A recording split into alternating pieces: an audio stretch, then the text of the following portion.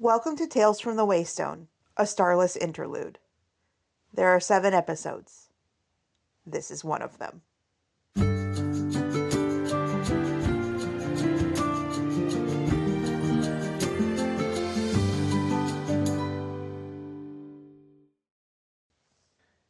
It is a cool, crisp, foggy autumn morning in the Pacific Northwest as William Jackson McCullough and Phoenix McCullough sit in their recording studio to record a podcast about a book called The Starless Sea by Erin Morgenstern. A small dog is yapping outside incessantly. Mercifully, because of the fog, no airplanes are circling overhead. At least, not yet. All right, listeners, as we have stated many times in our regular read-through of the Kingkiller Chronicle, specifically The Name of the Wind, we have decided to take a short break and allow me to catch up with editing by reading a different book. Wow, I don't know why I give myself more work, but I do. We hope you like it. Our Starless Interlude will be recorded over 7 episodes and release every other week. We thought we'd take a little bit of a different path on this little interlude than our normal structured episodes. There are no punishments in these 7 episodes. It's getting close to Christmas time, and we don't want to be mean to one another over this particular time of year. And then also, it kind of represents more work for me. So, defeating the purpose. Now, this is the busiest time of year for me anyway, so I don't need more stress either. No cherries for you. Thankfully. The other thing that's going to be different about this series is that I have not read this book before. So what you are going to be seeing are my reactions to it as I read it. Well, Phoenix has read the whole thing before. So she's the expert, I'm the newbie. We're not really going to be going into a whole lot of stuff in the future of the book, so pretty much everything is just going to be covering the first 80 some odd pages of the book. We're breaking it into 7 roughly equal parts. This part covers the first 87 pages of the paperback US edition. We will be ending with Patience and Fortitude, 1 a.m., Bring a Flower. Before we begin, we would like to say at least one of our normal disclaimers, just slightly modified for this book. We are in no way affiliated with Erin Morgenstern or her publisher, Anchor Books. And as always, please be kind to yourself, to us, and the authors responsible for the books you love. So the way that these 7 episodes will work is we're going to go over the section of the book that we read, but kind of gloss over it. It's not going to be as detailed as our read-through of The Name of the Wind was, because otherwise this podcast would be hours long, and I'm not doing that. Secondly, after we go through the chapters that we have decided to read, we will be looking at a character to highlight from the text. We're not really going to go into a phronimos because the characters in this book are not particularly motivated by moral reasoning. Not that they're immoral or anything like that, it's just that this particular story, at least so far, has characters motivated more by solving a mystery just because they're curious, as opposed to trying to embark on some sort of improvement or anything like that. Or any moral imperative. Yeah. After our character highlight, we'll go into some of our experiences with games, because games feature heavily, at least in the beginning of the book, and we want to nerd out. It's a good jumping off point. So after we speak about our game experiences, we'll share some of our own game recommendations, and then some book recommendations as well for how to while away a good, cool winter afternoon. After that, we'll wrap things up with some of our favorite quotes from the book. And with that, I think we can dive in to the book. I don't think we're going to do this long-winded explanation for all of these episodes. But for the first one, there you go. So with all of that out of the way, let's kind of dive in. I figured we'd go section by section here. And my first impression is that all of this stuff seems like pieces of a puzzle that haven't been put together just yet. I know that they'll fit together somehow, but it's not immediately evident how. So we're just going to start talking about these pieces and the moods that they seem to evoke, because that's one of the things that really captured me about this. It's the mood that comes from places and stories. All right, so let's dive in. Our first little puzzle piece is this vignette about a pirate sitting in jail and then a woman who brings him food and eventually comfort. I know who the pirate and the girl are. I don't yet. As I say, I've only seen this one puzzle piece so far. Immediately, though, the mood that I get from this is I kind of feel like this is the Dread Pirate Roberts from The Princess Bride. He just kind of has that feel to me. Can't really speak why. Maybe it's because Erin Morgenstern shares a last name with S. Morgenstern, who is the fictional author of The Princess Bride from William Goldman. But I like to think that there's maybe some intentionality there. I think that this little vignette does a good job of setting up how the story cadence will go, because there is a lot of I am a clever writer stuck into this. And it's not annoying to me at all. This book is very much, hey, look how clever I am as a writer, but in a way that is legitimate and celebratory of books, of the moods that are set, of the settings that are laid out in front of the reader. One thing that seems to jump out at me is that ability of a book to transport you, at least for a little while, to this other world that is maybe like ours, maybe completely different, but it's a way to remove yourself, at least for a little while, from your day to day struggles. So, next, we get another seemingly unrelated puzzle piece. Again, if we use our puzzle analogy, this is just a piece that exists somewhere else on the board. Not maybe directly related to our first little pirate story, but somehow it'll connect up. We put a little bit of faith in our puzzle designer that she has figured out a way to make these fit. And anytime you start a puzzle, you take that faith that the people have put all the pieces in the box that actually fit together. And this isn't just from some other random story. And this describes sort of an occult initiation for these acolytes who take an oath of silence eventually. We don't know exactly what they're acolytes of, but their icon is a bee. Bees and keys and swords will feature heavily in this story. So, why do you think the bee was chosen? I'm not going to answer questions like this. Okay, then I will conjecture. There's a reason. I've read the whole thing. You have. So, my thought is bees are symbols of industry. They work as a collective to create a greater end. An individual bee may be expendable, but the hive as a whole, as a collective, ends up fulfilling its own ends. Also, I suspect that because honey plays such a part in all of this, I keep getting called back to Beowulf, who is famous for being a beekeeper in addition to slaying monsters. Because honey goes into mead, and yeah, all sorts of interesting things there. I think that the symbolism is so key to this story. It's all about symbols and moods and this romanticizing of books and tea and cats and winter and coziness and libraries. It's kind of the perfect cozy blanket book, I think. Sometimes you have those books that are definitely cotton candy books. You have books that are inviting you deeper into the story and invite an analytical approach. But I think the best way to describe how this book makes me feel is it's the book equivalent of one of my favorite places on earth.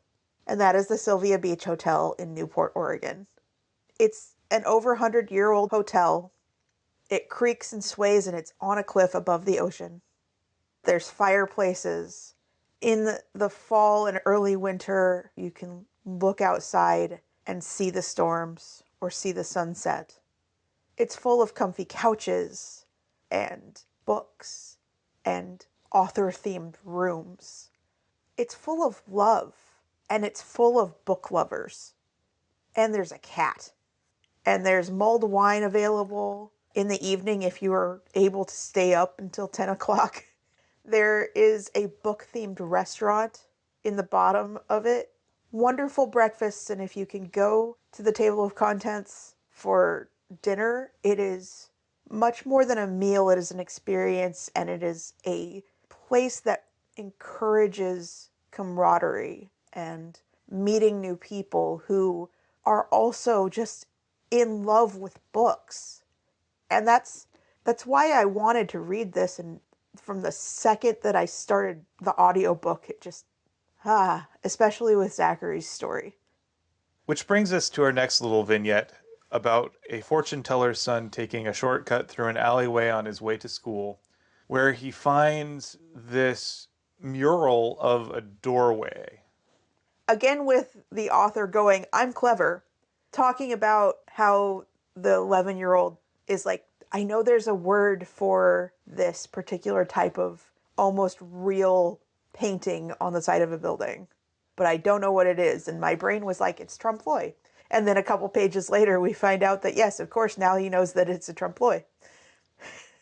Go ahead. It's really evocative. It feels mystical. He's almost about to try and touch it to see if he can open the door, but then he decides not to. And we're told that he could have gone in.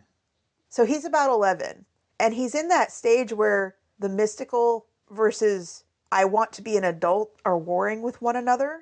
That childlike innocence is kind of fading away, and he hasn't yet hit the point where he's like, I don't care, I like what I like, which is kind of where we landed with Pokemon. It occurred as a phenomenon initially when we were around 11 or 12, and we were too old for that. We were just old enough to think that we were too old for it, but not yet so old that we were able to be secure in what we liked. I remember it was always just something that my little brother liked, so, So I feel like we missed a cultural phenomenon. Neither one of us likes the video games, or really has played them. I don't know that I wouldn't like it, I just haven't played it. I never played them. I mean, we didn't have a Game Boy growing up in our house, for one thing, and my brother played the card games, and he played the Nintendo 64 game, but I didn't have an attachment the way he did. I had a Game Boy, but I had like 3 games on it, and they were Mario games, Legend of Zelda, but like the first game that I got with it was terrible. It was the original Game Boy version of Home Alone 2. Oof. And I couldn't figure out how to get up the elevator.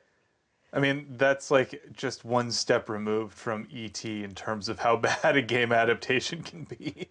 Yes, because there was absolutely nothing to do in that game if you were stuck in the lobby. Oops. Yeah. So I have no idea how truly bad it actually is because I never really got to play. Let's go on. Yeah, so then we move forward to grown-up fortune teller's son, who is Zachary Ezra Rollins. We will always hear about him with his first name and his middle name and his last name. At least in the beginning of any chapter that he appears in. Flash forward, he is now living in New England as a college student, or a grad student rather. He is studying narrative design, specifically in video game forms. And he's in this Jan term section, or J term, which really reminds me of my college days. I went to school in Spokane, Washington, and our school had a Jan term where instead of taking a full load of classes, you'd take 1 3-hour block class a day. It'd be the same class for the entire month. So you'd take it either in the morning or in the evening, and the rest of your time was yours.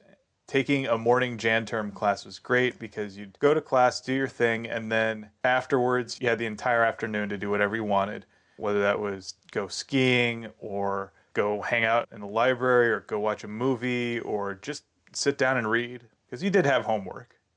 Just that sort of feeling where it's a little bit quieter. Some students didn't come back until spring term kicked off in February, or others just would go on student tours and things like that.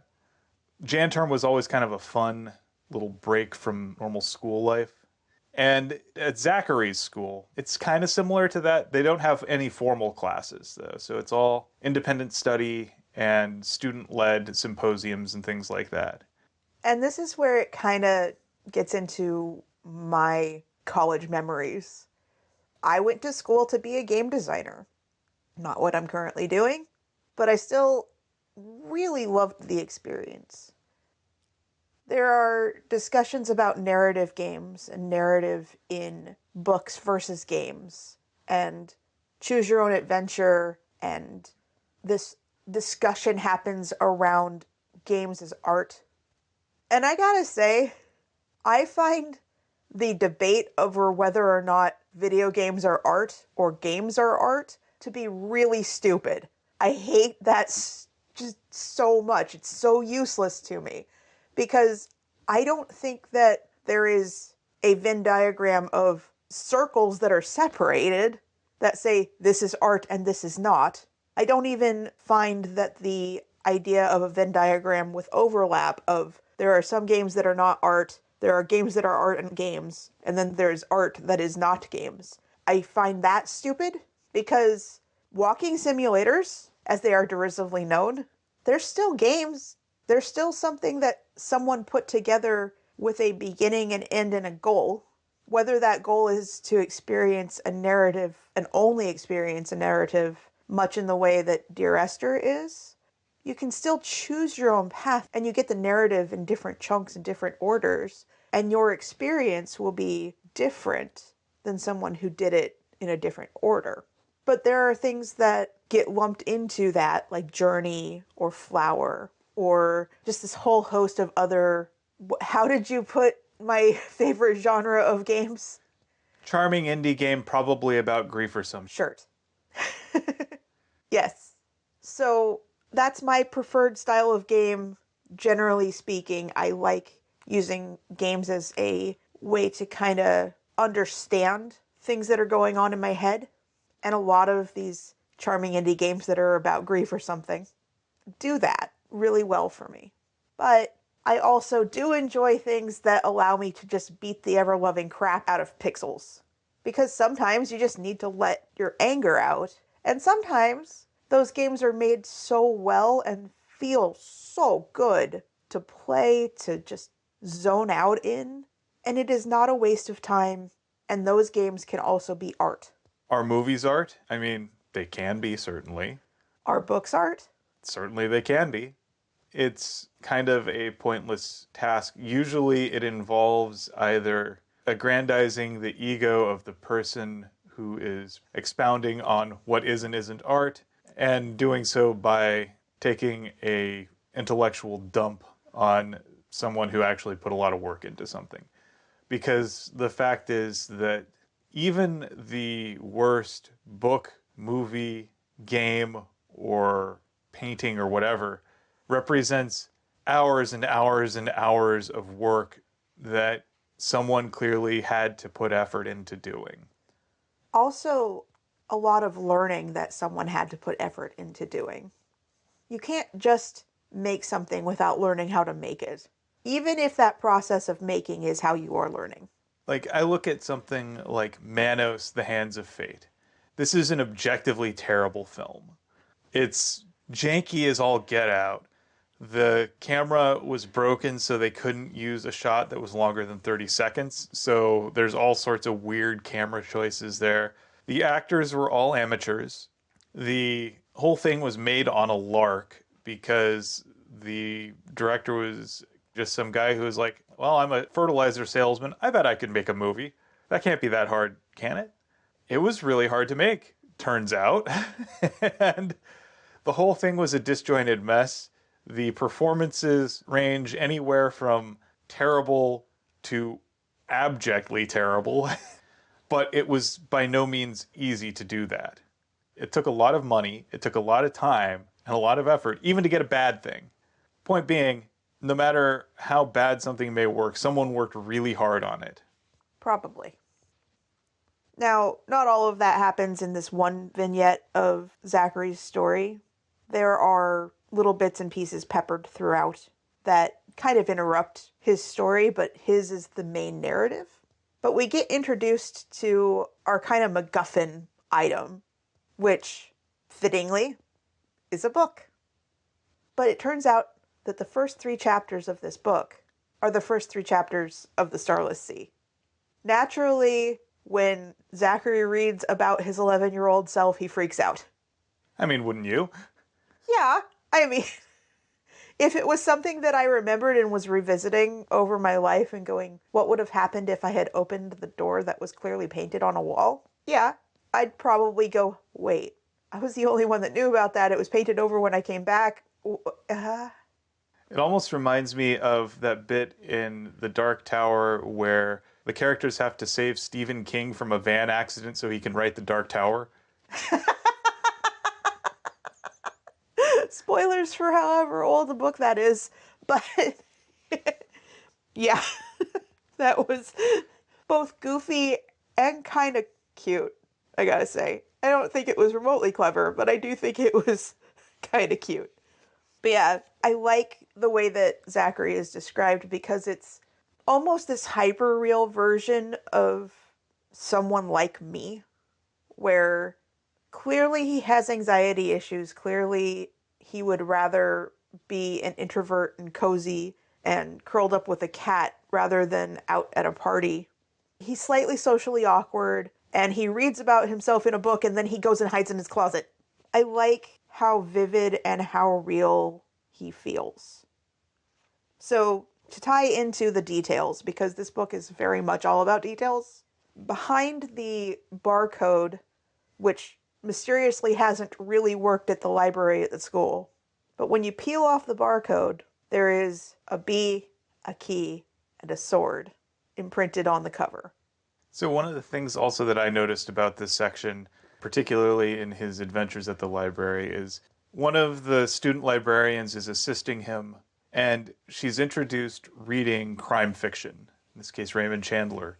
This seems to parallel the jailer in the pirate section, who is also reading crime fiction while just sitting around. So that just seemed like an interesting parallel there. And I'm wondering if that's an intentional thing that'll pay off or if that's just a casual similarity. I'd say that there are no accidents in this book, but I also think that some of the stuff that is narrative parallels might not have a payoff. We get our first little interruption into Zachary's story, and it's the dollhouse. Yeah, that kind of reminded me of, like, if you see people who get really into model trains and start building these giant miniature dioramas that have an entire town in them, kind of has that feel to it. To me, back when I was at DigiPen, a lot of my memories come from there. So, a lot of my stories. I took a class from a specific teacher where we had to do kind of a boot camp at the beginning that was all about figuring out what the boot camp was for. And it was very collaborative. There were a lot of places where people could go off and do their own thing. There were a lot of places where people could make something together. And the part of that that so very clearly resonated with me was making things together. We had the largest canvas I have ever painted on, a ton of paint. And halfway through, we went and got more paint because we ran out. There were also a lot of littler canvases that were meant for people to go off in ones or pairs or threes and work together on. But the big one was for everyone. You'd put something on the canvas and then someone would paint over it eventually because you just wind up with people squirting paint or putting stickers on it or putting glitter on it or doing any number of things. It was wet the whole time and you just kind of had to let it go. You had to not care about your own precious thing, but care more about pieces peeking out or things melding together. I did something and then Sarah did something and then Ruben did something, and it was beautiful and weird, and it also very much hammered home the letting go of your baby, letting go of the thing that you find precious, and finding joy in what came next. So that's how the dollhouse feels to me. It's built out of a whole bunch of people coming in making changes, moving the dolls around, making a sea out of paper post-it notes, or hanging stars from the ceiling. It's a really interesting thing. I, again, assume it's a piece from somewhere else on the board. We don't know how it's going to fit together just yet. So then our next step is a brief foray to Kat's symposium. Kat is one of Zachary's friends at school. Probably his only real friend at school. She is able to draw him out, and it's clear that he has affection for her and she has affection for him. And they have a nice little relationship that I really appreciate. She's almost Manic Pixie Dream Girl-esque personality, but she is a nerd. She wants to talk about games and books, and she wants to talk about Harry Potter, and she wants to knit him a scarf as a thank you gift for coming and teaching part of her class. Sometimes the best friends that we make are the ones that we make in school, especially college. I think that those friendships, like those really deep ones, can last a lifetime. And you can put it down and pick it back up and put it down and pick it back up, and you're just still the same core of that friendship. A large part of that, I think, is because the college experience is one of becoming. It is as you are figuring out what sort of person you actually are. It's where you put to test a lot of those lessons you thought you'd learned in childhood. It's where you kind of solidify your identity as an adult. Not to say that you don't continue to change and evolve, but it really helps set you on a path. And in that transitional state, that's where certain things really solidify and a lot of those core relationships emerge. I have several friends like this. We're separated by time and space, but at any time we can call or text one another, and next thing you know, we're reminiscing and talking about what's going on in our lives right now. And yeah.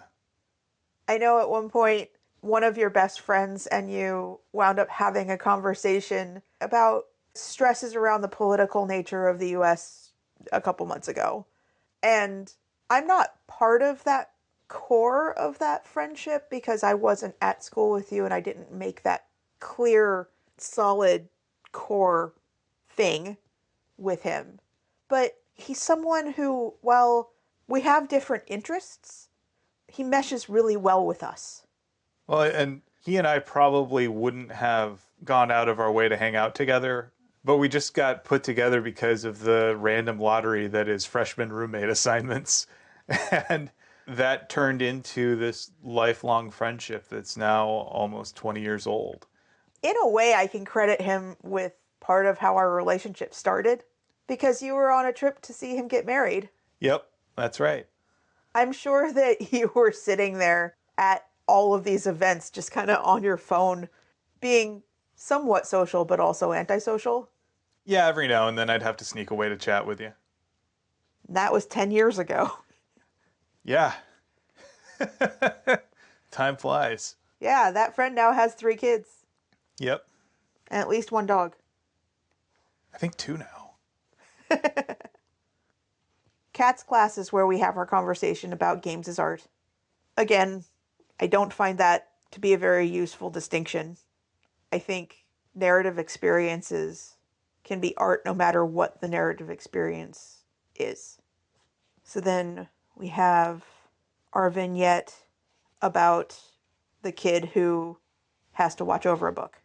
Yeah, this is where we get our next little symbol, which is the guardian. This is the second path. So there's a boy who is given the task of watching over a book in this giant library or bookstore or whatever. And this giant library is rambling and vast, which really reminds me a lot of Powell's Books in Portland, Oregon, which is a giant city block filled with books and winding passageways and rooms and multiple stories that don't seem to all be on the same level or any discernible level. It's like a half level or like a full level, and some are on one side of the building and some are on the other side of the building, and it just is so easy to get lost in this place that you just don't want to leave anyway. Yeah, Powell's Books is a true experience that I think everyone should experience at least once. If you get into Portland, Oregon, make a point of going to visit. The test, of course, is whether he can stop someone from taking the book. So someone comes and he says, no, you have to put that back. I was told to watch over that. After he finally convinces the person to let him keep the book, the person who initially asked the favor of him comes and takes it back and then says, yes, you've passed the test. Does she actually say that to him? I don't think she says that to him. I think that we as an audience know that he has passed a test, but he doesn't even know he was tested. Yeah, you're right. And so then later on, this boy is brought into some more arcane tests, including trying to keep an egg from getting broken for 6 months. Upon completion of that trial, the egg gets crushed in his hands, which leaves this gold dust around it, around his palms. So there we have a lot more of that honey-colored, gold-colored symbolism. The bees and the keys and the swords still come back. Guardians are tattooed with a sword, about 3 to 4 inches long on their chest, and every sword is unique. All of the details here are so evocative. I don't think that we can do them justice. The enchantment, the fairy tale-esque quality that isn't saccharine, but it's more mysterious. Well, and there's an edge here. They're given this choice whether they want to proceed with initiation or not. And if they choose not to proceed, then they are killed. So there's this sense that there's danger here. There's a little undercurrent of darkness. Again, we're not sure exactly where all this is going to come into play. So let's go on to the next venue. I will say that it's really nice the way that we are actually introduced to a character who we can make that connection back to one of the paths. But that hasn't happened for you yet. No. So I'm going to be on the lookout for someone with a golden palm and a sword tattoo. Okay, go for it. After that, we have Zachary Ezra Rollins and Kat, and then one of Kat's friends at the Laughing Griffin, which reminds me a lot of some of the college hangouts that I used to frequent. Like, there's a taxonomy of college bars. So there's several types. First, there is the Dive. The Dive is the place that people go because it's cheap and maybe they don't really check your ID very carefully. Okay. Back in my college days, that was the Bigfoot Pub and Grill. I'm aware of this place. I also lived in Spokane. The Foot was definitely a dive. Then you have sort of your mid-range place that has maybe a fun thing to them. This would be the place that has karaoke, maybe has more food options. This would be like Fizzy Mulligan's. I liked Fizzy. I remember doing karaoke there many nights, had a good time with it. And then the third is the Classy Bar. This is the place that serves good cocktails and is a great little spot to take a special someone. This would be Catacombs. Yeah. Catacombs recently changed ownership and theming since the last time I was in the city, but when I lived in Spokane, Catacombs was in the basement of this old hotel, and it was themed like a French underground speakeasy almost. It had sort of a medieval feel to it. There were these low brick ceilings, and so you'd find these little nooks and crannies that you could sit in the dimness with another person. The food was really good. The drinks were fantastic. There'd be quiet music playing, and it was designed specifically for this sort of quiet conversation. That's kind of how this one feels to me. They have good drinks. They have a nook to sit in. They are being watched. But Kat assumes that it's by someone who is interested in Zachary. Like, romantically interested in Zachary. Which... So after he spends some time at the Griffin, having an interesting conversation with someone who doesn't really play games, he and Kat spend some time trying to find good introduction games. Someone who's wanting to start. kind of a gateway into gaming. And we'll be having our own little gateway gaming discussion here in a bit. And then we get a little library mystery. I like that little library mystery. Someone from Kat's class stayed after to talk to Zachary, and it turns out that it was the girl from the campus library who said, hey, yeah, I was curious about why that particular book wouldn't ring up properly. Here's the other ones that were donated by the same people. And Zachary goes along and tries to find all of them. And he does. But then he leaves them unattended to go get a muffin. Muffins are great, but Rookie move. That's how you lose books. that's how he lost a book. So there's one more mystery that is being set up in the first 50 pages. So we'll keep an eye out for the last name Keating, because that's the name of the mysterious donor. J.S. Keating. Or rather, the J.S. Keating Foundation. Just to make it a little more secret society-esque. Next, we get a vignette about a girl exploring a forest and finding this crumbling doorway within it. I think that the doorway has fallen down. So now it's kind of a door into the earth. Everything feels overgrown. It feels a lot like the beginning of The Secret Garden to me, where everything is overgrown and you can't see beneath all of the plants and weeds and shrubs and things. But it also has kind of this feeling about an enchanted forest or a literal portal fantasy. And there's also parts of it that make me think about the labyrinth. Specifically the door knocker. Having to go find the ring and put it in the lion's mouth and then knock on the door. And then the girl falls through the earth. So I was called to mind growing up. The school that I went to from 6th grade all the way through 12th was in the middle of a forest on the hills of Tiger Mountain. And my friends and I would spend our afternoons exploring this densely wooded area, going through ferns and brambles and devil's club and nettle patches. Fun fact on the nettle patches, one of said friends later went back, picked some, and made us a tart out of them. Yep. And I remember we constructed elaborate mythologies about the various places. So there was the dark sector, which was an area supposedly haunted by a dinosaur. There were internecine squabbles with other kids. We built forts. We would explore and just go wandering. We always knew how to get back. It was never that hard. You just knew the direction. You just go back up the hill and there's the school. It was just this really fun, innocent, carefree way to spend a day.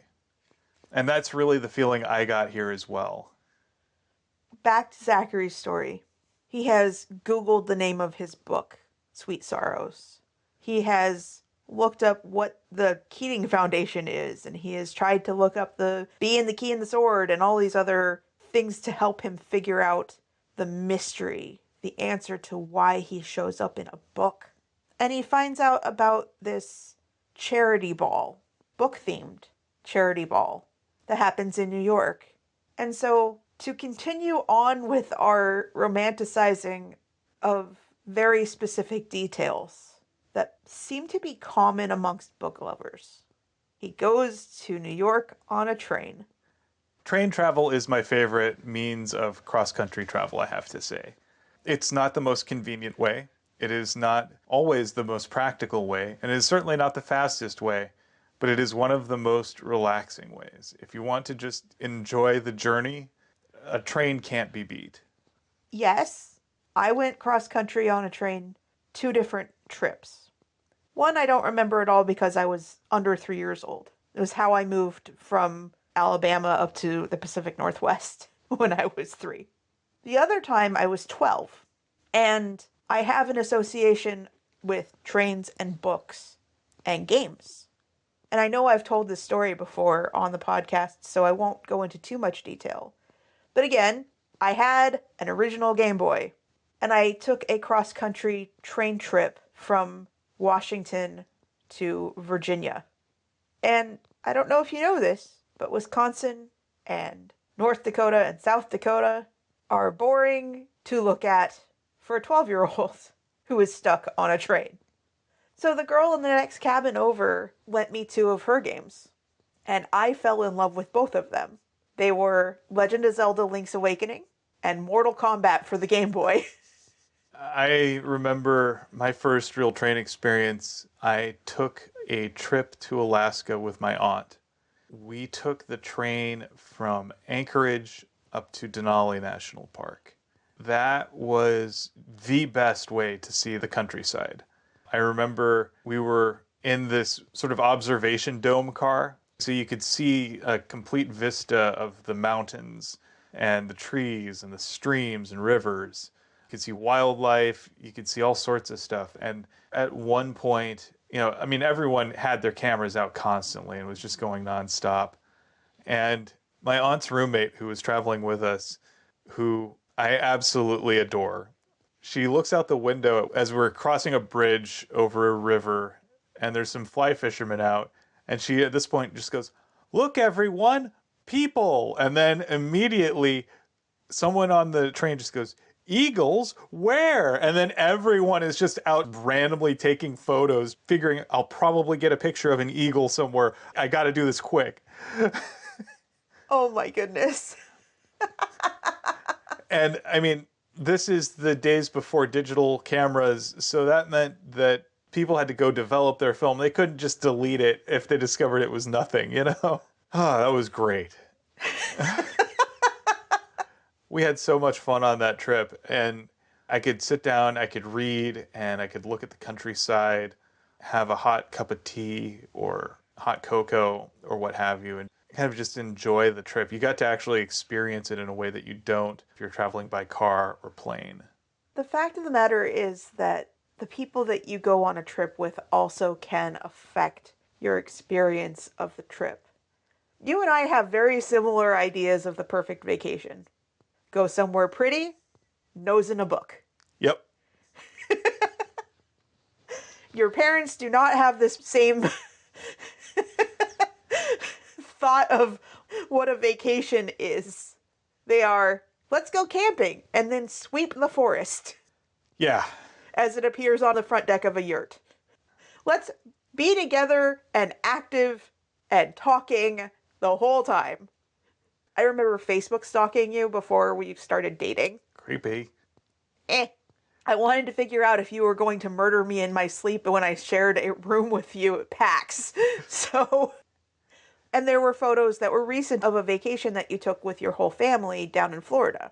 And the pictures of you are generally from the back on the beach with a book in front of your face while you were relaxing and probably sunburning. I was definitely sunburning. What I also remember is having conversations with your family and they're like, yeah, we went on a vacation with Will and he just stuck his nose in a book. And I'm like, yeah, you went on a vacation with Will. And this is not a new thing. They know this. Every vacation that we've ever been on has involved me sticking my nose in a book. Yeah.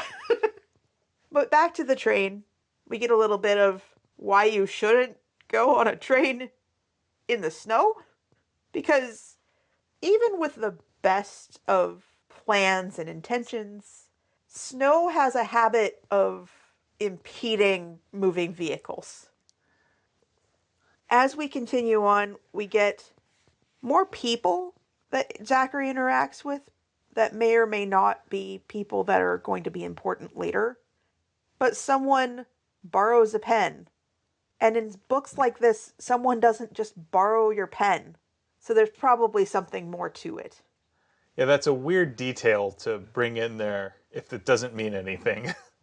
So at the end of this artificially lengthened train ride from Vermont to New York, he checks into his fancy hotel, wonders why he doesn't do this more often, and then he looks at the price of the hotel again. And that's kind of how I feel. Hotel stays, especially if they're nice ones, are expensive. Yep. But man, am I looking forward to doing another 3-day weekend with you somewhere at a nice hotel or resort. Somewhere that is not our current house. That's what I have to say. Come on, pandemic. You can let up. Come on, vaccine, you can do it. So at this point, we get a little bit of Zachary's prep time activities, including taking a bath. And I know You, Mr. I am 6'4", you haven't taken a comfortable bath in how long? Quite some time. Most bathtubs are not really long enough for me to really properly enjoy them. Right, because your legs are too long for the front of the bathtub to the back of the bathtub.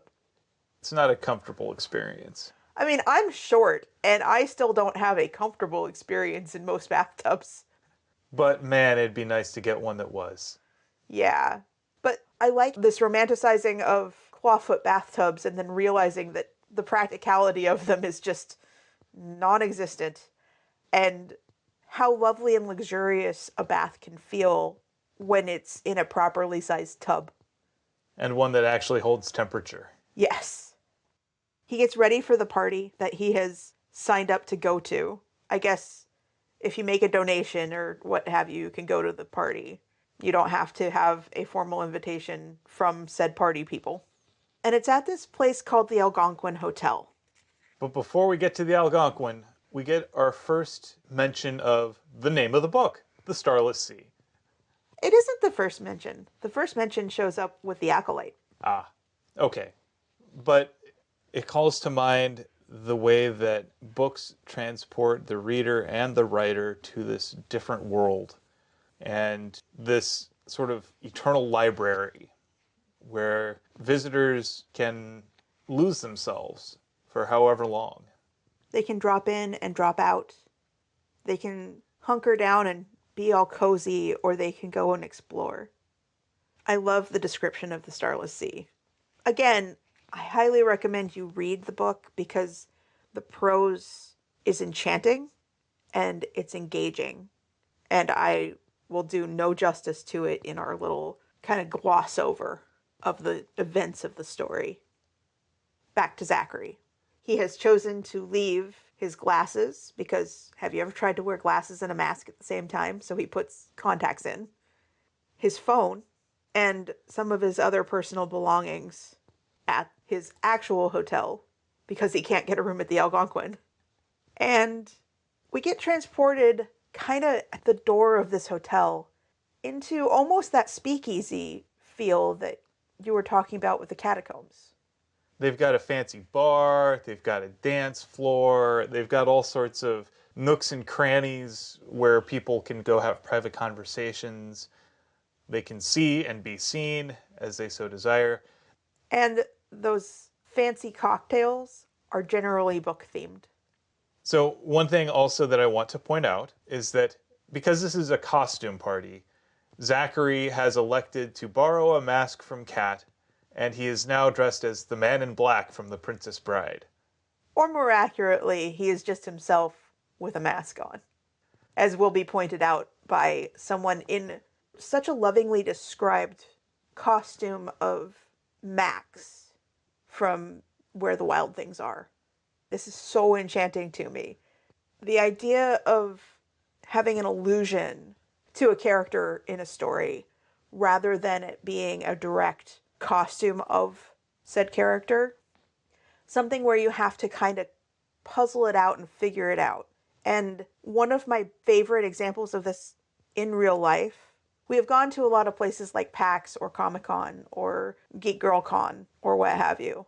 And there was this girl who was dressed as Katara from Avatar The Last Airbender. But she had modified the dress a little bit to look like Jedi robes. And she had a lightsaber with her. Yeah, that was really cool. It also kind of reminds me of the practice of bounding at Disneyland.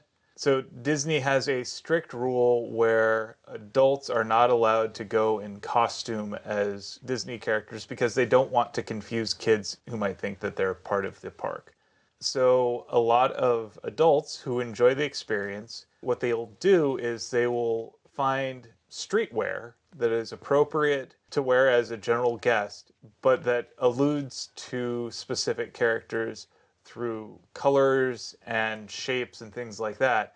So even if it isn't a direct, I'm dressed up exactly like this particular character, it has that feel of they're evoking that character.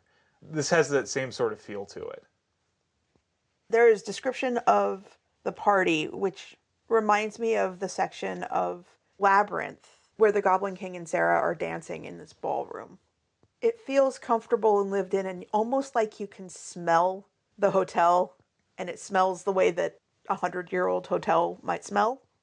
And there is a cat somewhere in this hotel, poor thing, and probably having to weave its way through guests' legs and hide.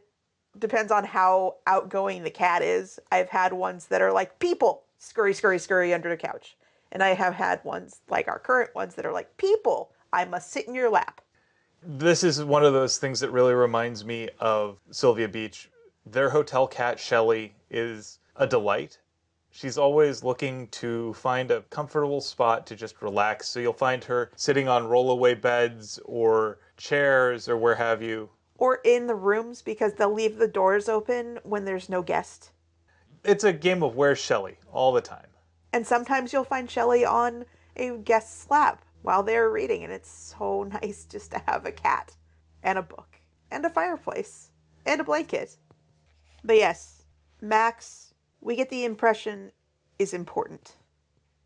After that, we also get what might be a really weird experience in real life, but is very evocative and interesting and engaging to me as a story device.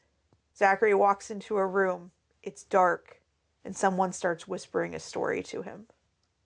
There's an air of romance and mystery about this. Particular odors get called out, specifically lemon and leather. Scents have a way of being particularly evocative of emotion. And triggering memory. And those smells, I think, are going to be important going forward. I love the story that is told. Once very long ago, time fell in love with fate.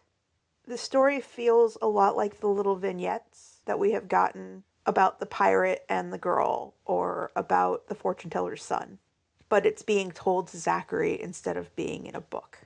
And there is something about being told a story. I both listened to this book and then afterward read it. There is something different about it being read to you versus you reading it.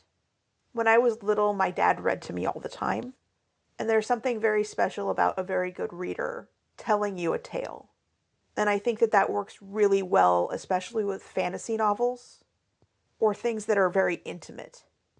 It can feel like a bedtime story. And this book has that ability. This particular story also has elements of that sort of dark, twisted fairy tale because it ends with fate being torn up and devoured by owls, which also calls to mind for me the original version of Pinocchio, where the cricket that is Pinocchio's conscience, that we would come to know as Jiminy in the Disney version, is smashed with a hammer within the first 10 pages. Cinderella, her stepsisters cut off their toes to try to fit into the glass slipper. Or Snow White makes her stepmother dance in shoes that are full of hot coals. There is also something really twisted about the original tale of The Little Mermaid and these things that we have grown up with the Disneyfied version. If you go read the real one, they're not necessarily ones I would read to kids. Like Sleeping Beauty is and has children while she is asleep. Yeah. We're told that the owl that eats the eyes of fate, in particular, gets this element of foresight and becomes known as the Owl King. I'm sure that'll be important later. I'm sure it will. But also a mouse steals off with Fate's heart. Oh, that's weird. And then we get the final clue. At least for this section. Zachary looks into his pocket, and what does he find? Something that looks a little like a business card, but is not a business card. It contains 2 lines of handwritten text. Patience and fortitude. 1 a.m. Bring a flower. And it is 12:42 right now. On the back of the card is a bee. That concludes our analysis of the book. So let's talk a bit about a character that jumped out at us. So I like the girl who is dressed as Max. I like her a lot. I like that she has made something kind of obscure that she is hoping book lovers will just understand and grok. And she's disappointed when they don't. It's slightly obscure, but it's paying homage to this thing she loves so much. To this very enchanting, very evocative of childhood character. And while you might not remember the details of where the wild things are, I think a lot of us, maybe not everyone, and I don't know outside of the US, but a lot of us, especially in Erin Morgenstern's age group, which we are, will remember that story from having it been read to them as a child. I remember it mostly at my elementary school being read to me. Elementary school librarians are saints. That's all I have to say on that. But again, with that comfy sweater, just, yeah. Yeah, I really like that part too. It kind of reminds me of Joel Hodgson, who created Mystery Science Theater 3000, which is one of my favorite shows. Talks about how when he was originally pitching the show to this local UHF channel in Minnesota, and they're like, well, don't you think it's a little too obscure here to have these references? I don't think everyone's going to get it. And I remember Joel's response was always, the right people will get it. And to this day, I'm not worried about whether everyone gets every joke I tell. The right people will get it. And if they don't, no worries. So who did you pick? I gravitated to Kat.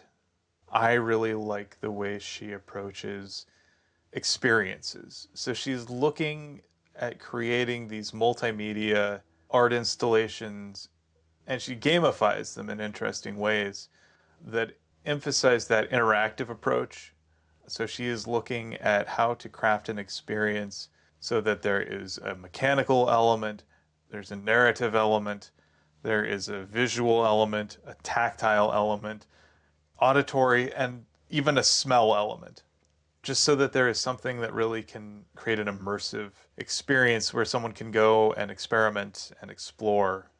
And I love that she is clearly someone who cares about the people around her. And she asks things of them that take them out of their comfort zone, but she also makes sure that they have something comforting to come back to, whether it's a scarf or cookies or something to make it worth their while. I really appreciate that about her. She's a very people-oriented and detail-oriented person. Yeah, it feels like she really is the kind of thoughtful friend that everyone should be so lucky to have. Because she knows, for instance, how Zachary is. She knows that Zachary doesn't like to just naturally come out of his little cave. And she knows that it's going to take a lot to get him to open up. So she finds a way to address his particular needs. Ultimately, he ends up having a grand time at that little symposium. It's a great thing that she does for him, and I think it also helps lead him to the next step of his quest. Yeah, I think Kat is my character. So let's talk a little bit about game experiences here. Why don't you start us off? All right, so it's been a while, but I used to play World of Warcraft a lot. I played it for a number of years, and then I stopped, and then I played it again, and then we stopped, and then we played it together, and we stopped. Currently in the stopped land, but I had a lot of friends who were friends with me in real life spaces, and we all played together. And it was really an amazing experience to play a game online with avatars where all of us really wanted to help one another get better at it. And I remember back when I think was it Northrend was new? That's how long ago it was. I played with a group of friends. We played a dungeon, the Nexus, I believe. And I have a horrible sense of direction.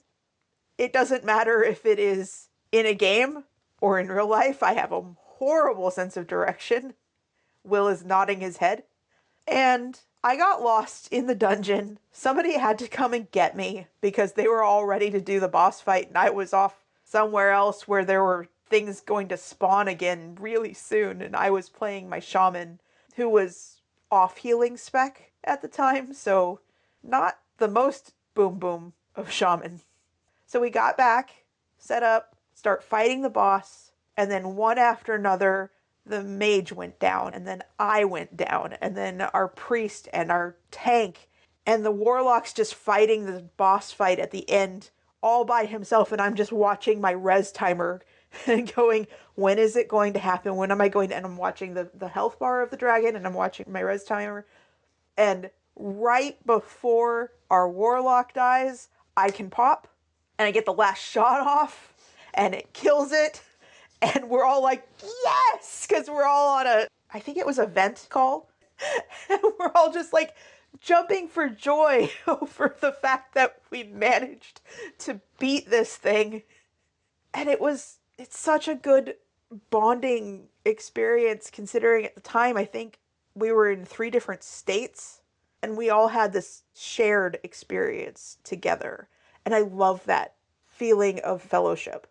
Yeah, my story is also a World of Warcraft one. That was back in the Burning Crusade days. I was in a guild with a bunch of real life friends, and we also had some not real life friends, just other people that we knew. One day we decided, let's get every Alliance character on the server that we can find, every big guild, and then we're all going to just do a mass raid on Nagrand. So we had everybody specced out, we had everyone flying on their flying mounts, and we all just descended en masse on the Horde encampment in Nagrand. And like we killed all of their NPCs. We killed every Horde player who came into the zone. We just raffle pwned them all. And it was just like absolute chaos. Like we went and looked for every world boss we could find because we could just outnumber them all because we had like 80 people, 2 whole raid groups full. How did you manage to not lag out? Not very well. I've been on 40-man raids and oof. Well, to be fair, this was also in the world area, so it's not instanced out, so it's designed to handle a little more capacity. But at the same time, wow. Oh, yeah, it was a lot of fun. We had rogues going around just hiding in the Horde encampment, just killing people left and right. Someone would spawn in and suddenly they'd be covered in warlock dots. And then, you know. Did the Horde ever get you guys back? No, because then we got bored and left and then dispersed. There is something kind of gratifying about being on a PvP server, but at the same time, I hate being ganked by the other factions, so I wasn't on one of those. So that was my story. Let's move on here to what is a game that you would recommend for someone looking to dip their feet into the water? So because this is kind of a gateway game section for us this time around, I recommend a lot of narrative experience games more than needing to have the ability to be twitchy games, I guess. One that I would recommend for brand new players to introduce them to the idea that not all games are spiked in difficulty or just about shooting things is the game Gree. It's one of those charming indie games that's about grief or some Shirt. It has game design elements like how do I make a thing happen the way I need to have it happen. It's a puzzle game, but it's also got gorgeous music. It has a story loosely tied around it and uses color and art to guide you through an experience. The reason that I would suggest it for a newbie or a gateway into games from somebody who doesn't usually play games, it's not punishing at all. It's all about the experience. The difficulty curve or what have you, I don't think that it's really a difficulty curve. It's more like a ability curve. Is very gradual, is very intuitive. You start off, the only thing you can really do is walk one way or the other and jump. And then you get an ability that your Y button can do, and then an ability that your X button can do. I think it challenges your brain to do some things in one of the levels where you have to do a platformer upside down. but I don't think in any way that it's so difficult that it would turn people off. And the story is compelling without being like a story told to you. It's more like an experience that you're going through.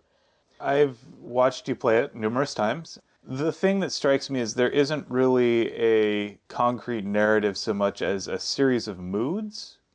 There isn't really what you would call a hard failure condition.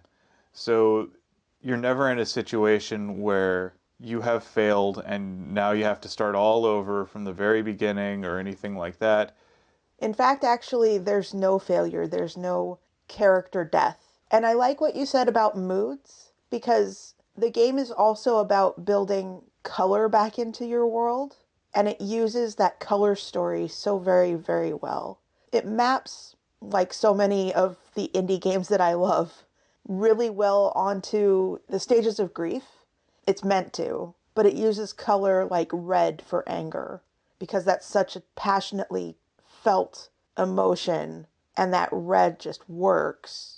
But as you build up more colors into your cooler colors, your greens and your blues, it goes from being something that's almost a visceral feel to being something that's calming and easier to go through. And then it plunges you into the depths of sorrow, but there's still beauty in it. Yeah, I can see exactly why it's one of your favorites. So the other thing is that when I think about a gateway game or trying to introduce a game to someone who doesn't really play games, I think about introducing one to your mom. I think that this is one where she wouldn't get overwhelmed. And if we could get her to sit still for like a couple of seconds and not feel like she has to be super productive, it's short, so it can hold her attention for the whole thing. But it's an experience that has so much depth and beauty that you can bring into it.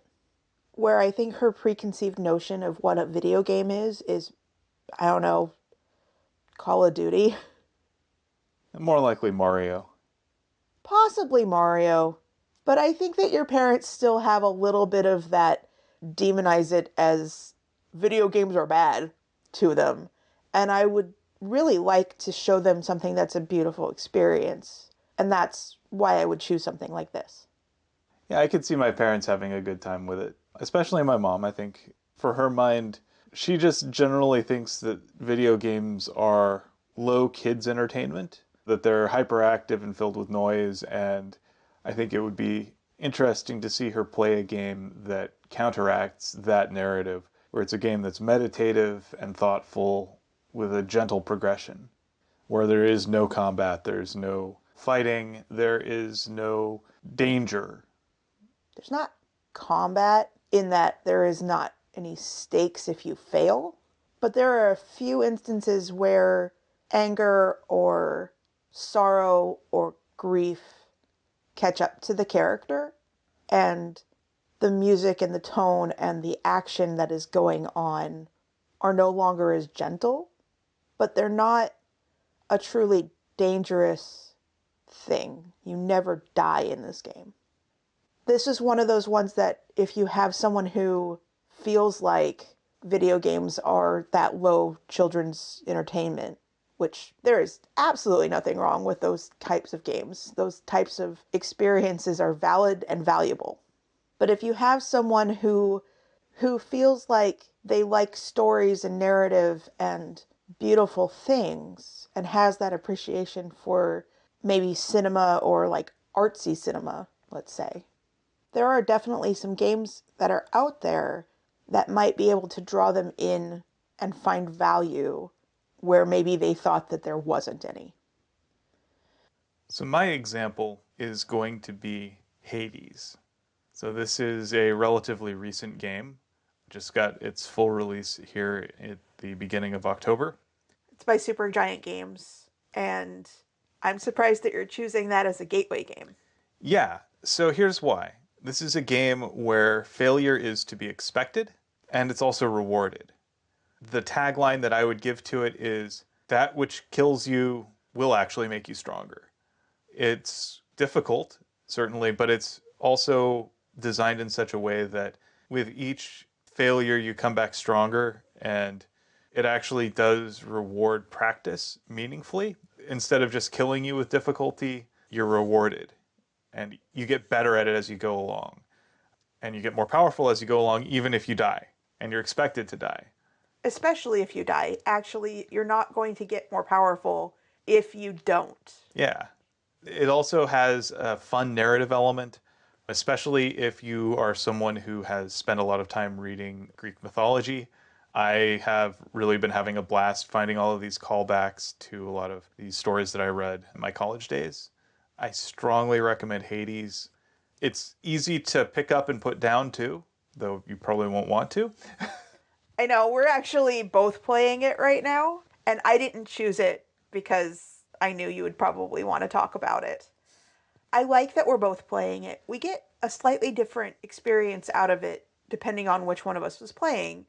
I'm on God mode so that I wind up with a damage reduction every time that I go through it because I like narrative more than I like challenge. So things that are happening with you going through it like on your 35th or 40th time, I'm seeing on my 20th time. And if you go through it more times, you'll get a more drawn out story versus go through it less times and you get less of those details, but also it feels like a faster narrative. Granted, it also has a lot of these gaming elements that encourage you to go through it over and over and over again. Because for people like me who are achievement hunters, you get all of the things that you've done recorded, and you can get rewarded for doing some of them multiple times or getting a different random draw off of a table. And then, of course, there's things that we can talk about with each other about the game. Like yesterday, I looked at you and I said, "Who all have you given gifts to?" And I responded, everyone but Aphrodite and Ares, because I haven't forgiven them for their role in the Trojan War. Was it petty? Yes. I'm going to be honest here. I thought I was going to hate the game. I was having a pretty bad day a couple months ago, and I put out on Twitter, hey, I feel like I want to punch a pillow, but I don't want to punch a pillow because I would like to, A, keep my pillow intact, and B, not hurt my hand, and C, not scare the cats. And I just said, hey, I need to know some recommendations from y'all about video games where I can just punch the heck out of pixels. And I don't even remember anymore who said it, but somebody suggested Hades. And then another one of our really dear friends also suggested Hades. I looked and it's not that expensive on the Switch and I bought it and it took a couple of days, but I started playing it. The music is beautiful, which granted I listened to the music on a YouTube video that Supergiant is wonderful enough to have put the entire soundtrack up on YouTube. I love them. They also have tutorials on how to play some of the songs. They have their sheet music available for at least Bastion and Transistor. Oh my gosh, I love these people. They're always great about making sure that the music is compelling. And that's one of those things that is also a gateway into a game. But then I started playing it and the combat is so smooth and understandable. And I don't like that much challenge in my video games. I don't play for challenge, I play for narrative. I play because I'm an achievement hunter. I play because I like experiences. And obviously in this particular game, which is a roguelike, there is a lot of combat, which is not usually the thing that I want. But everything else around it is so compelling and the combat feels good, which means that we tend to wrestle the controllers out of each other's hands. Or occasionally, if I feel like I've been playing too long, I'll just hand it to you because I don't want you to feel like you can't play a video game in our own house because I've stolen it. And I'd say even though it is not a two-player game, we both find value and find entertainment in watching each other play. That part really reminds me of when I was a kid. Oftentimes, like at sleepovers with some of my friends, we'd pick a single player game as our thing to play, and we'd just take turns playing. And it was always as much fun to be the person riding shotgun, so to speak, calling things out and, laughing at the random pratfalls and the discoveries that we'd run into, and then trying to replicate one another's things. It has a very fun feel to it, and because everything is procedurally generated in it, you never really feel like your own experience will have been spoiled because there's going to be a random set of encounters that you're going to go through on your run. And it's a game where failure is built into it, and it's built into the narrative and the mechanics, so they all work together perfectly in this marriage of hardcore combat and classics major. It owes as much to Homer's The Iliad as it does to Diablo. And it's fun, it's funny. That is another good part about this. The writing is fantastic.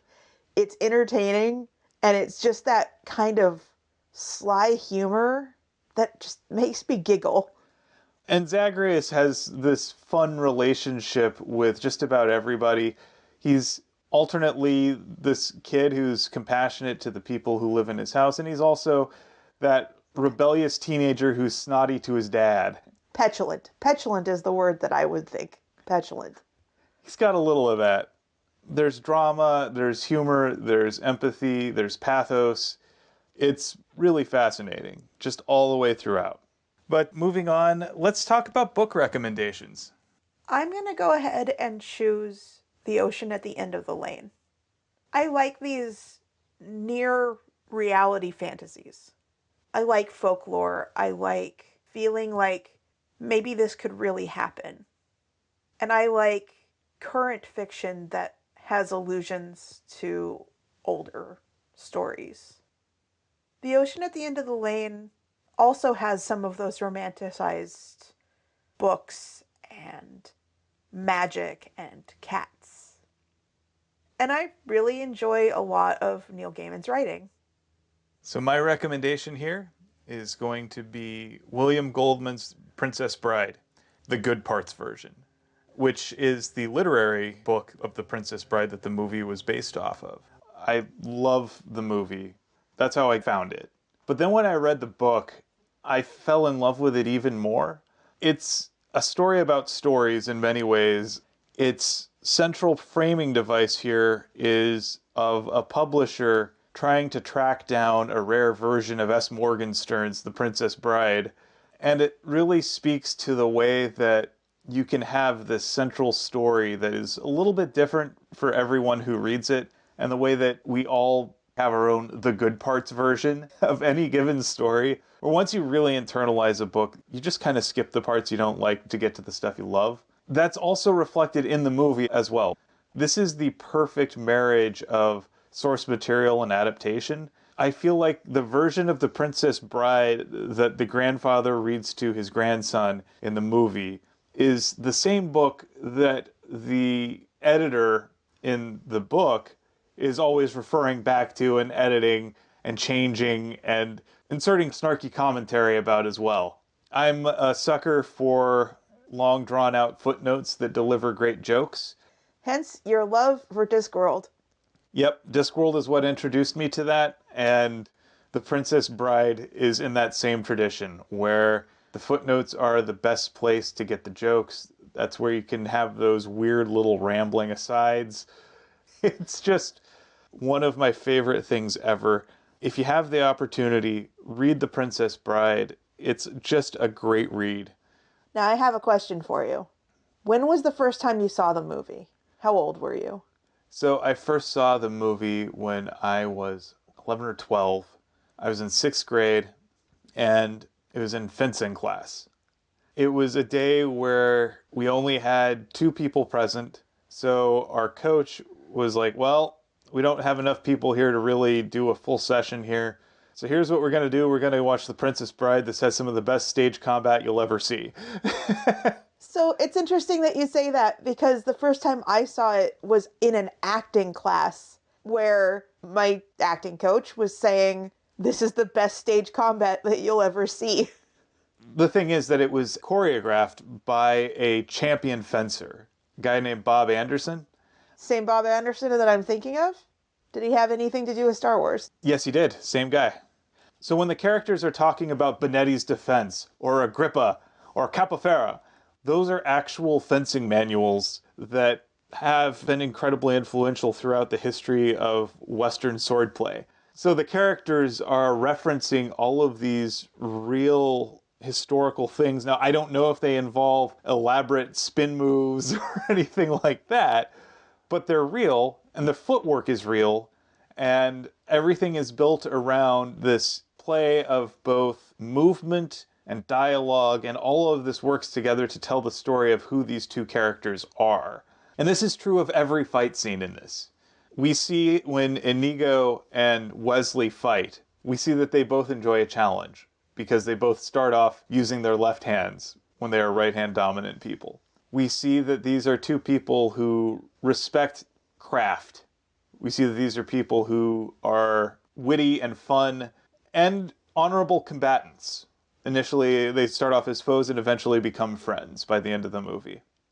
When Wesley fights Fezzik, we learn that Fezzik is a gentle giant. He has no desire for violence, even though he is capable of great violence.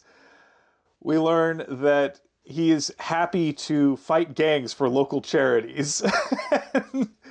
He also enjoys a good challenge, and he also wants to generally just enjoy his strength without necessarily hurting somebody else if he can avoid it. We also see that Wesley is a bit of a combat pragmatist when he has to be. Not very sportsmanlike. And then when we get to Wesley versus Vicini, then we learn that Wesley is fiendishly clever in his own right, and we know that Vicini is too in love with his own cleverness. That entire sequence is always amazing. Simply great.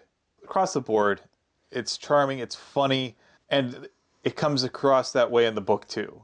It's a perfect marriage of source material, adaptation, and cast. Just chef's kiss. And now I think it is time for us to return to the Starless Sea and pick quotes from the book that have spoken to us. You first.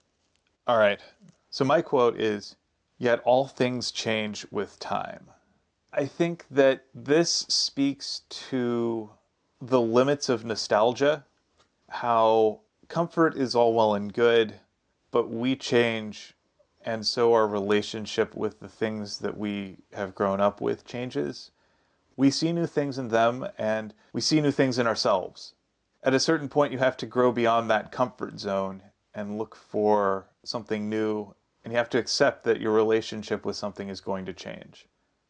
I can say from experience, there are some movies that I watched when I was a kid. There's some books that I read when I was a kid where I didn't realize some of them are very problematic. And going back and you just go, oh no, no, no, no, no, no, no, no, no, no, no, no, no, no, no, no, no. And you have to re-examine them from an adult lens or from a now I know different things. And maybe culturally as a society, we know different things or have acknowledged different things that maybe we should have known when we were reading this in the 80s, but that we were just like, oh, that's fine. I had a little golden book about Brer Rabbit that's nope, nope, nope, nope, nope. One of my most beloved possessions is a book that is Skeezix, if you know the character from Gasoline Alley. It was my dad's book, and it was given to him when he was a wee little baby in like the 30s. And oh boy, will I never show that to a child. Mostly because Skeezix's nanny is black, and the way they have depicted her, nope, nope, nope, nope, no, no. But I didn't know any better when I was 6 years old. But I was 6 years old. Looking back with nostalgia is great, and you can say I loved the experience of my dad reading this book to me. I felt like it was a very special thing, but you can also look at it and go, well, my perspective has changed because now I understand more and know better than a 6-year-old. Yeah, I think a lot of times nostalgia is longing for a time that never actually was. It's longing for a world that felt simpler because we were simpler. The world has always been complex. It's never not been complex. It's just that our understanding was less so. It's the same reason why 30-somethings are just now getting back into the music they were listening to in high school. Yeah, most of the stuff that I was listening to in high school is not the stuff that was necessarily good when I was in high school. There's something to be said for understanding that impulse and reining it in, because it's important to experience new things. It's important to have intellectual curiosity even as you grow up and think that you know a whole ton. There is a whole bunch of stuff that I do not know, but I want to learn at least a little bit more before the end. Yeah, we got a ways to go. We're not that old. So, what was your quote? All right, so I'm going to be a little bit cheeky. I have a real quote, and then I have one that was funny enough. 7 words. So, first with the 7-word quote. Also, I was looking for the cat. Well, that's a real one. As it's gotten colder, I realized that I've been looking around going, where are our cats? Where did they go? Because previously, when it's not been frigid, we can find them really easily. Sokka is in everything all the time, except when it's freezing cold. At that point, you can find him reliably with his foot sticking out from under the couch because the heater vent in our living room is under the couch. Yeah, there's always that little moment of dread when you realize it's too quiet. Where is he? But as for the actual quote that I am really picking, but the world is strange and endings are not truly endings, no matter how the stars might wish it so. I'm the type of book reader that kind of grieves the end of a story. I'm the kind of game player that also kind of grieves the end of the story, which is part of why I love Hades so very, very much. There is not an end right yet. Even as you get to the end, there is not an end. Spoiler, sorry.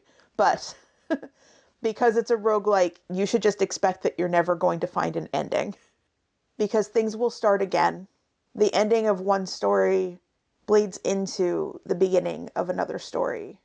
The same is true for our world. There's no true ending of a thing. To bring it to a really light, fun, silly example, the ending of Firefly led into the beginning of the story that so many geeks and nerds have of eventually it will come back. That is a story we have been telling ourselves for however long it has been since Firefly went away. That was like 2004. I know. There are people who are still diehard bring Firefly back. I know. I've seen the change.org petitions. So it changed from I love this thing to I love this thing so much I want it back in my life. It wasn't truly an ending, even when we got a movie. Not truly an ending to this story. It's like the old song went, every new beginning comes from some other beginning's end. And I think that one, the songwriter was talking about when he became a parent. I've actually listened to him talk about it, and it actually makes the song better. In case you didn't know, we're talking about Closing Time by Semisonic, which is a one-hit wonder from the late 90s. You're welcome. And so the song initially seems to be about closing down a bar and sort of this last call feel to it. But it definitely has that feeling of something is drawing to a close, a phase of life is ending as a new one begins. And in this case, he's talking about the birth of his child, how it ends that phase where he and his partner can just spend all their time hanging out with their friends and doing things just for themselves. And then as their child is born, they have a new life that they're building together that is a little more internally focused around them and their immediate family. And it's still important and it's still good. While it's okay to mourn that life that you used to have, the new life is just as important and it's just as valid and just as good. It's just different. I think that there is value to be found in the beginnings of things, but it's also okay to feel sad by the ends. I think really at the end of the day, you have to just let yourself feel what you feel without shame. Once you're done with feeling that, you can appreciate that next phase. Speaking of the next phase, it's time to slowly transition away from this episode, and in 2 weeks, there will be a beginning of a next episode. And so, with that, I'd like to thank you for potting with me. Thank you for potting with me. And thank you for listening to Tales from the Waystone. Join us next week on Tales from the Waystone, a Starless Interlude, where we will be covering pages 90 through 169 of the U.S. paperback edition of The Starless Sea. We'd like to extend a huge thank you to our friend Shawnee Jang for our theme music. And Erin Morgenstern, who has created a world that we've enjoyed exploring. Audio production and editing and social media coordination, courtesy of me, Phoenix McCullough. Writing and project management, courtesy of me, Will McCullough. If you'd like to become a patron on our Patreon page, find us at patreon.com/waystonepod. There you can find exclusive early access to all of our podcasts, as well as a few Patreon exclusive bonus pods. We've also got art and blog posts and occasional polls and social engagement opportunities for you. If you want to help us out, if you have the means, please consider donating. We appreciate just having you listening to the show. And as always, here's to one more day above the roses. To one more day above the roses. Ding!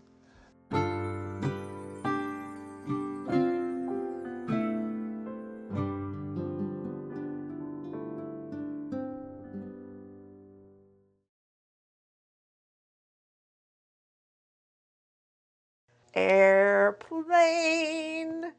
So much for the fog. Airplane. Land, damn it. Land or leave. Go away. Airplane, go away. Airplane, go away. Please go away. Thank you.